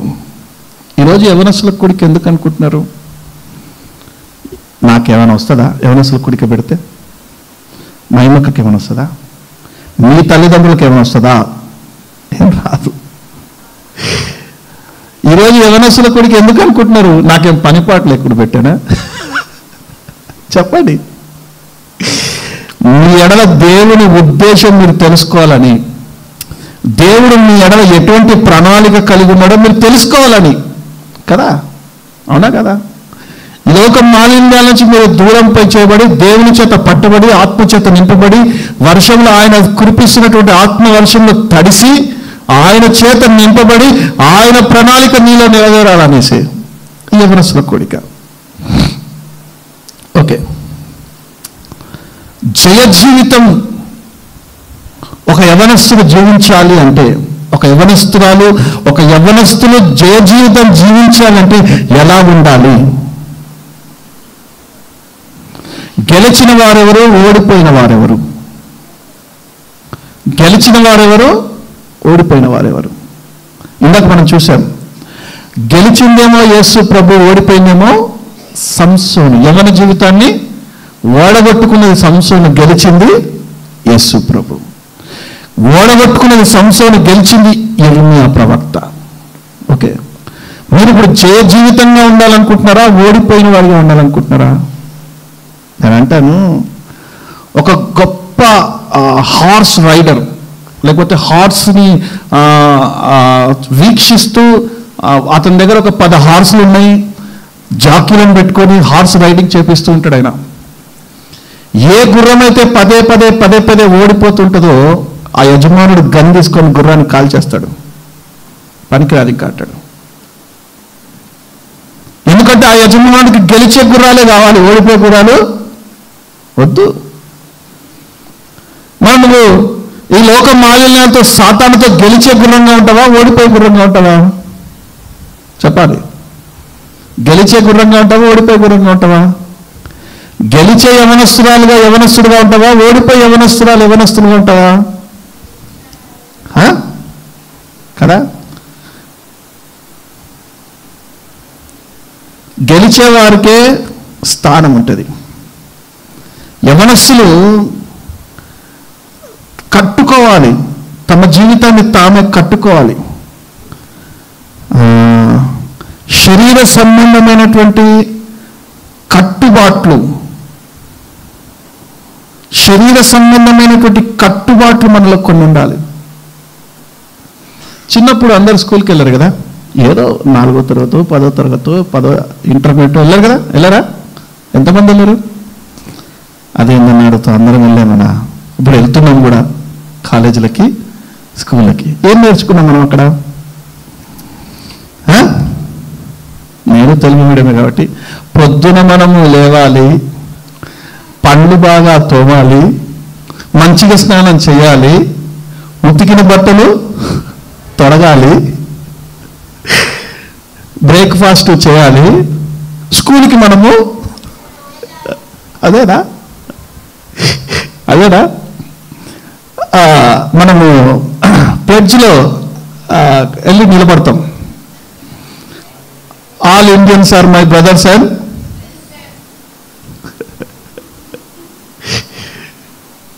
ఈరోజు అసలు అది ఉన్నాయా? స్కూళ్ళలో ఉన్నాయా? ఉన్నాయా? స్కూల్లో నేర్పిస్తున్నారా? All Indians are my brothers and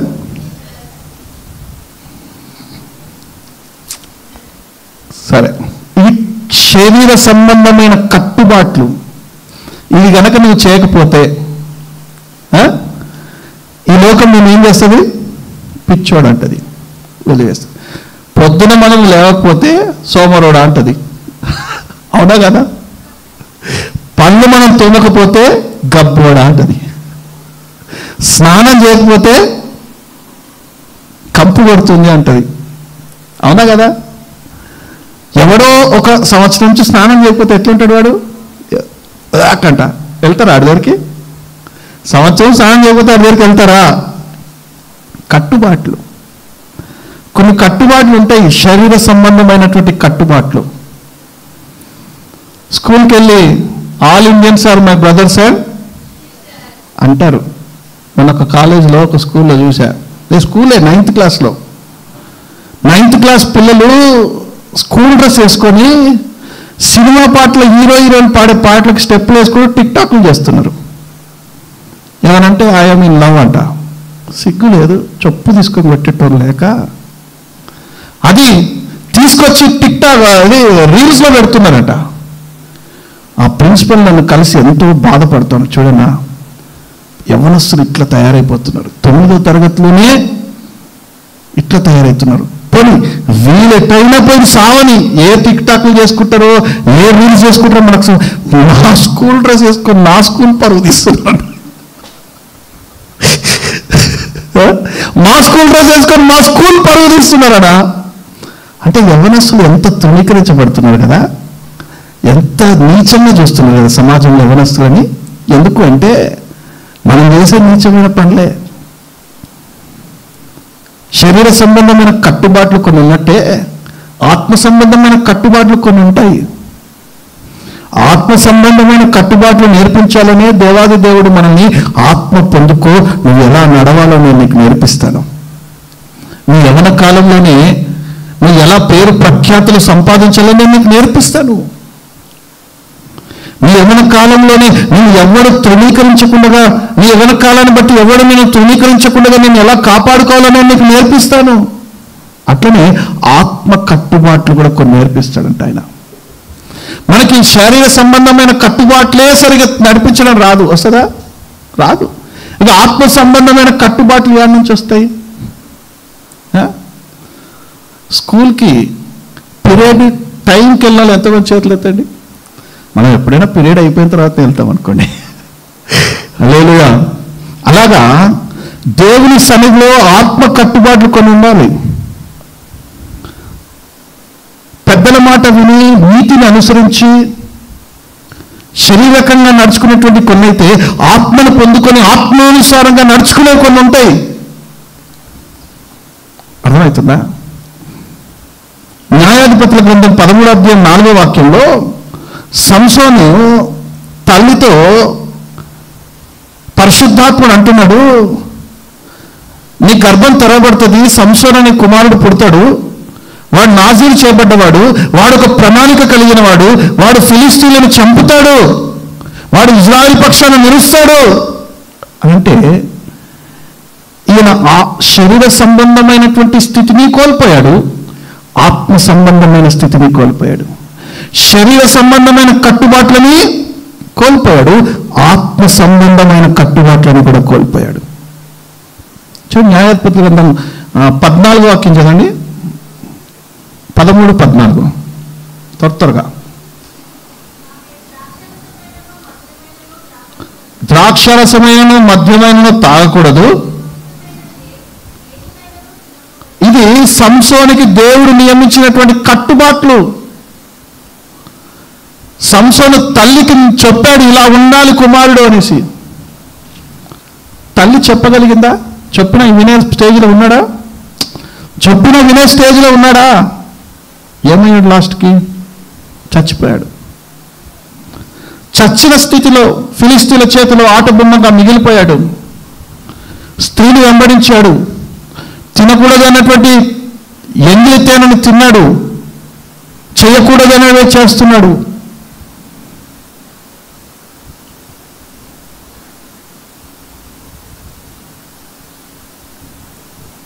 ఈ అలవాట్లు ఉన్నవాళ్ళు ఎంత చెప్పినా మారరు. ఈ అలవాట్లు ఉన్నవారు పరిశుద్ధాత్ముడు చెబితేనే వింటారు. చూడండి, పెద్దలు ఆలోచిస్తున్నటువంటి విధానం వేరే ఉంటుంది, యవనస్తులు ఆలోచిస్తున్నటువంటి విధానం వేరే ఉంటుంది. ఈ లోకంలో పెద్దలు ఆలోచిస్తున్నటువంటి విధానం వేరే ఉంటుంది, యవనస్తులు ఆలోచిస్తున్నటువంటి విధానము వేరే ఉంటుంది.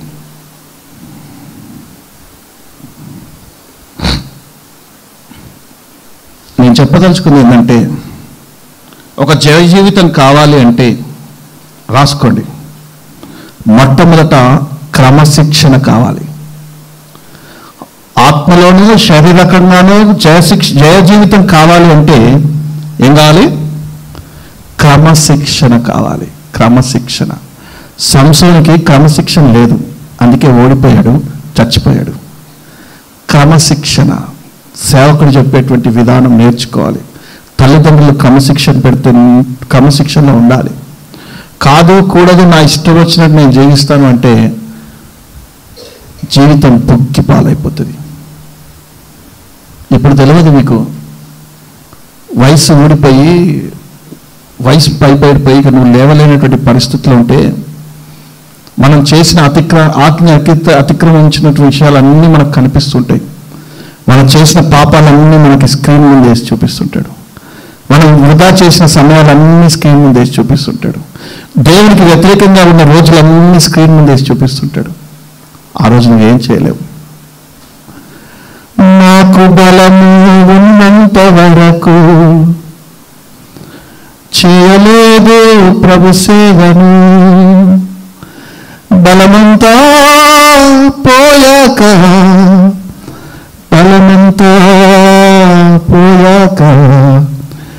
చేయాలని ఉంది ప్రభు సేవను.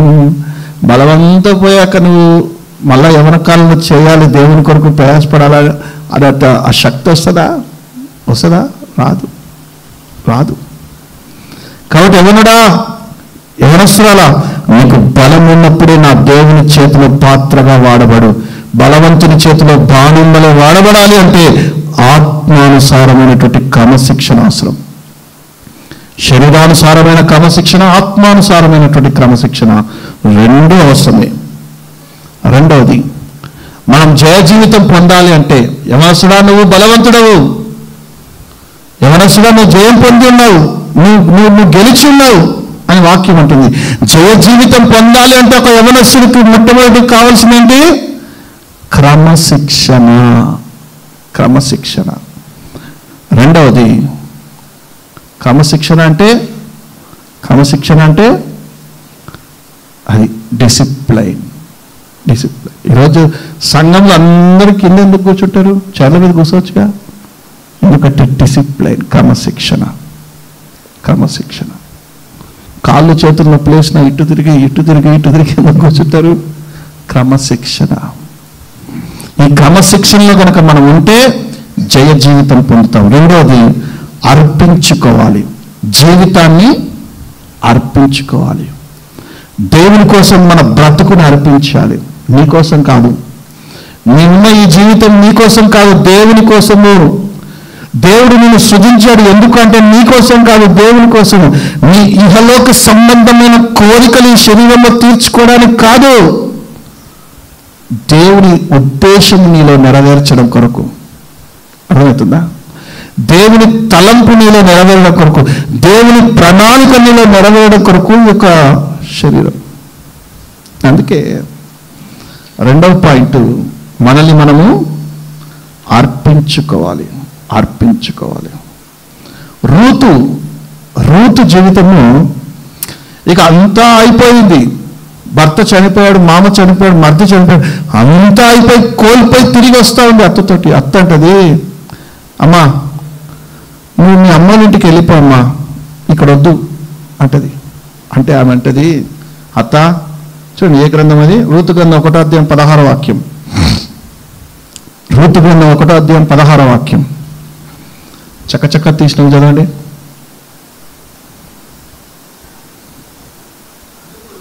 అందుకు రూతు, నా ఎంబడి రావద్దనియో, నన్ను విడిచిపెట్టమనియో, నన్ను బ్రతిమాలుకొనవద్దు, నీ వెళ్ళు చోటుకే నేను వస్తాను, నీ ఉండే చోటునే నేను ఉంటాను, నీ జనమే నా జనము, నీ దేవుడే నా దేవుడు. తను తాను సమర్పించుకుంది, అర్పించేసుకుంది అత్తకి కదా, అవునా కదా? అంటే తన జీవితం ఎప్పుడు అర్పించుకుంది అంటే వివాహం అయినప్పుడే అర్పించుకునేసింది. భర్తని, తన కొడుకుని వివాహం చేసుకున్నప్పుడే ఈ జనమే ఇక నా జనము అని తను తాను అర్పించేసుకుంది. అర్పించుకున్నటువంటి క్రమంలోనే అత్తతో వెళ్ళిపోయింది. అంతా అయిపోయింది అనుకున్నటువంటి రూతు జీవితంలో, ఇక ఆ యవ్వన స్త్రీ జీవితంలో అన్నీ కోల్పోయింది అనుకున్నటువంటి సమయంలో శక్తిగల దేవుడు తర్వాత ఆమెను కట్టి నిర్మించి అందంగా తీర్చిదిద్ది యేసు ప్రభుకి తల్లిగా మార్చివేశాడు. నమ్మిన బిడ్డల చప్పలు కొడుతూ ప్రభువుని మనం పెడదాం. హల్లెలూయా.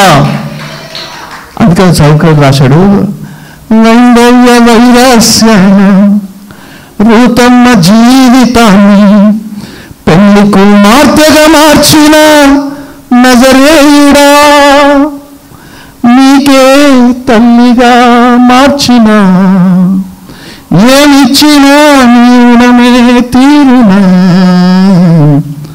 ఒదిగిపోతానయ్యా నీ కౌగిలిలో. అంటే సమర్పించుకోవాలా, ఒక కార్యం కొరకు సమర్పించుకోవాలా, దేవుని పని కొరకు సమర్పించుకోవాలా, దేవుని సేవ కొరకు సమర్పించుకోవాలా, నీ కుటుంబం కొరకు సమర్పించుకోవాలా. అర్థమవుతుందా? ఈ రోజుల్లో అమ్మ ఒక గ్లాస్ నీళ్ళు అడిగితే ఇచ్చే పొజిషన్లో లేరు కొడుకులు, ఉన్నారా? అమ్మ రే ఒక గ్లాస్ మంచిది తెచ్చాడు, అమ్మ పోమ్మా పోమ్మా, నీకే పని పట్టలేదు. అమ్మకు పని చెప్తే సొంత తల్లిదండ్రులకి తమను తాము సమర్పించుకుంటలేరు.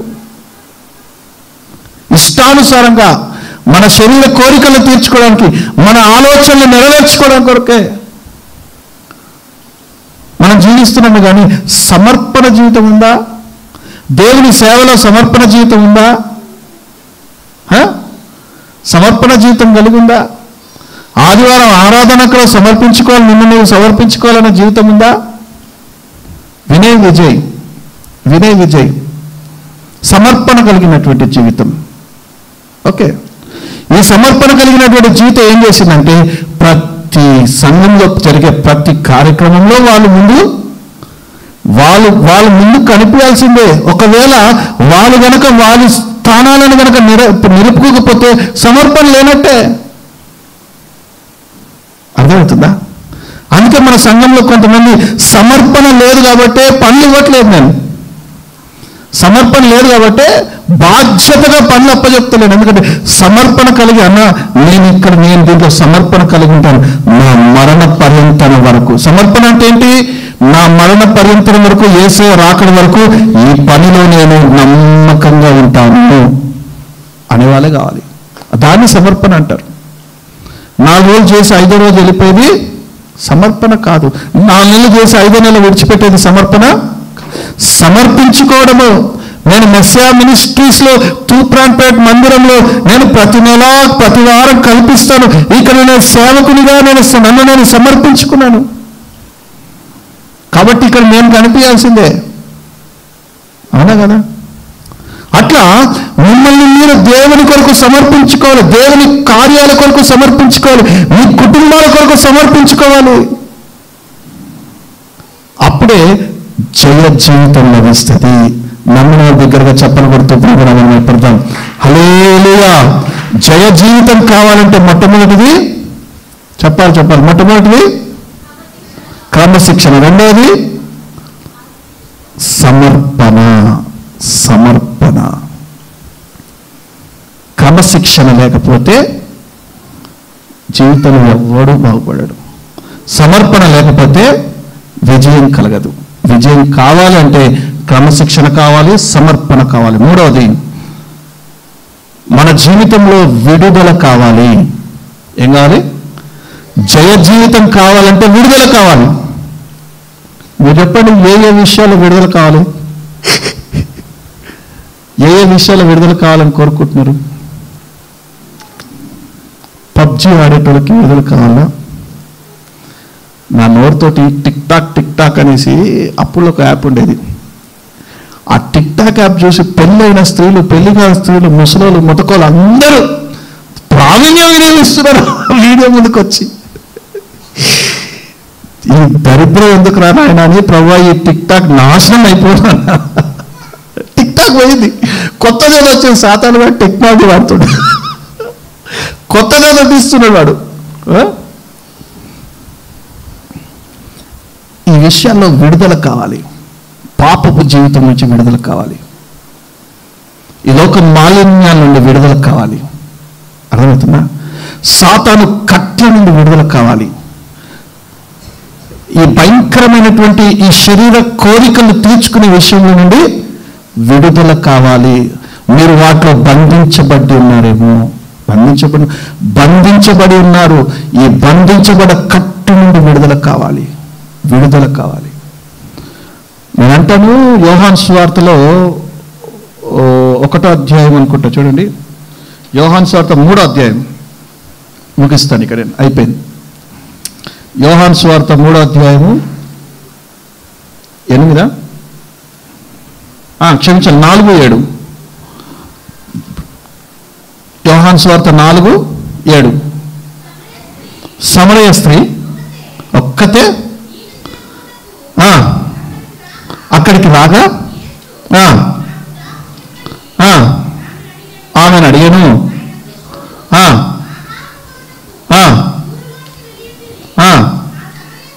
చూడండి నేను చెప్తాను, సమయం లేదు.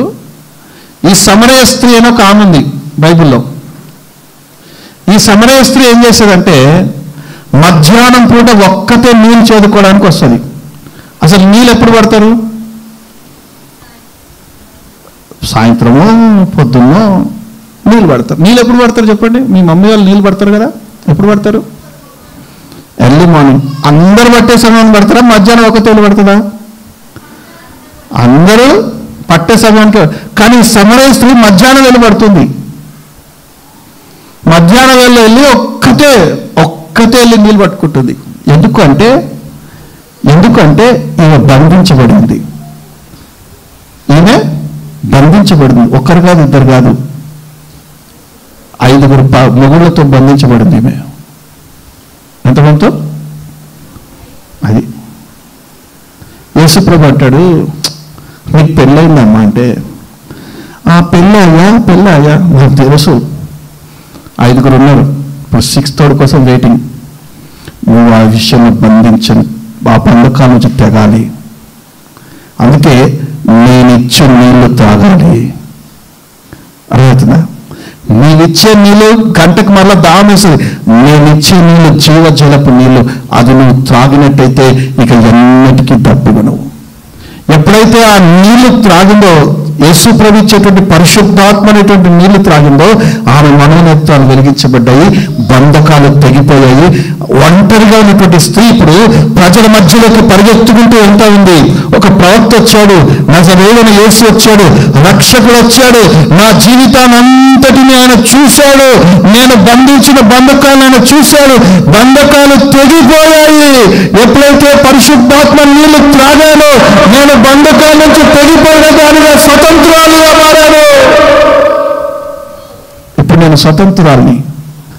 నా బంధకాలు తెగిపోయాయి, నా పాపపు కట్లు తెగిపోయాయి.